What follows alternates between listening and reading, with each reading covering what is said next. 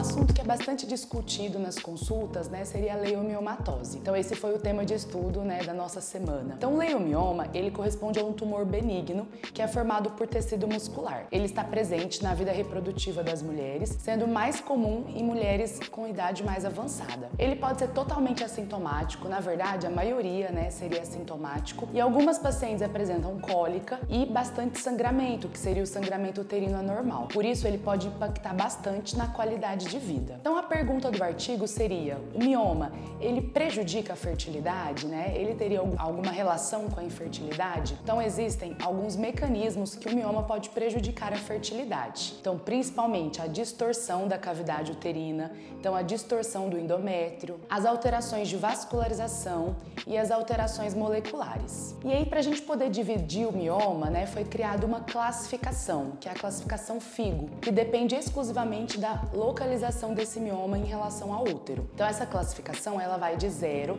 a 7. Então nós temos o mioma grau 0 e 1, que são aqueles que estão ali dentro do endométrio. Eles são denominados de mioma submucoso. Então esses provavelmente, né, podem prejudicar ali a implantação embrionária, porque estão localizados internamente, né, na cavidade uterina. Nós temos o mioma 4, por exemplo, que ele é intramural, que está dentro da parede muscular. E temos o mioma 6 e 7, que são mais subserosos, ou seja, externo ao útero. Essa classificação é muito importante porque, como eu comentei, o fator mais importante é a distorção da cavidade uterina. Então, quanto mais próximo do endométrio, talvez possa ter um prejuízo. Então, no artigo que nós estudamos, nós chegamos à conclusão que os fatores mais importantes para prejudicar, talvez, a fertilidade, as taxas de gestação seriam distorção da cavidade uterina, tamanho do mioma e proximidade desse endométrio. Então teve um estudo que comparou pacientes com mioma com a cavidade uterina normal, sem distorção dessa cavidade, e a taxa de nascimento foi igual. Então não teve diferença na taxa de sucesso em pacientes que apresentam mioma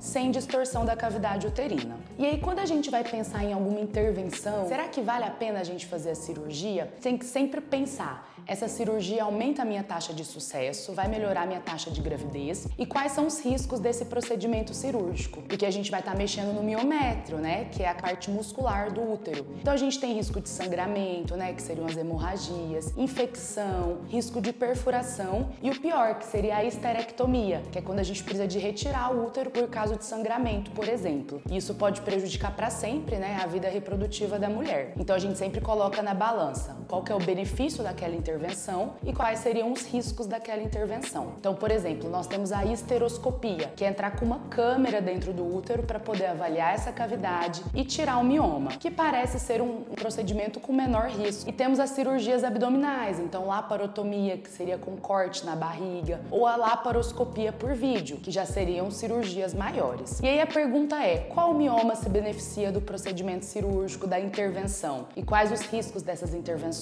Então, falando um pouquinho sobre aquele mioma externo, né, que muitas pacientes apresentam, que é o mioma subseroso. Então, ele está externo ao útero, ele não distorce a cavidade uterina. Então, ele parece não prejudicar as chances de sucesso. Então, nesses casos, a cirurgia é menos recomendada. Não é necessário, né, fazer a laparoscopia ou a laparotomia para um mioma que parece não prejudicar as taxas de implantação. Aí nós temos o mioma submucoso, que é aquele que está dentro da cavidade do útero, que é dentro da cavidade uterina. Ele parece, né, prejudicar as taxas de implantação, as taxas de nascido vivo. E o procedimento, né, é relativamente mais tranquilo, que seria a histeroscopia. Então você consegue entrar no útero com uma câmera, avaliar o mioma e fazer a miomectomia por histeroscopia. Isso parece agredir menos o miométrio, que é a camada muscular, então sendo um procedimento relativamente mais seguro. E aí a grande dúvida são os miomas que estão na parede, que são os miomas intramurais, principalmente aquele que é o 3, que é o que toca o endométrio. Ele parece prejudicar um pouco a taxa de sucesso, a taxa de implantação, mas os estudos, né, não mostraram que a cirurgia melhora o resultado, além de ser uma cirurgia, né, que tem maior risco de perfuração, maior risco de sangramento. Então, o mioma 3, 4 intramurais, eles são miomas que podem prejudicar um pouco a taxa de sucesso, mas a gente tem uma dúvida em relação à cirurgia, porque ela parece que não melhorou associado a esses riscos. Então, como conclusão de tudo isso, né, a gente sempre vai avaliar a posição do mioma em relação ao útero e o tamanho. E vamos colocar na balança riscos e benefícios. Será que vale a pena a intervenção? Será que aquela intervenção vai aumentar realmente a nossa chance de sucesso? Então sempre conversar com o seu médico sobre essas questões para poder tomar a melhor decisão conjunta.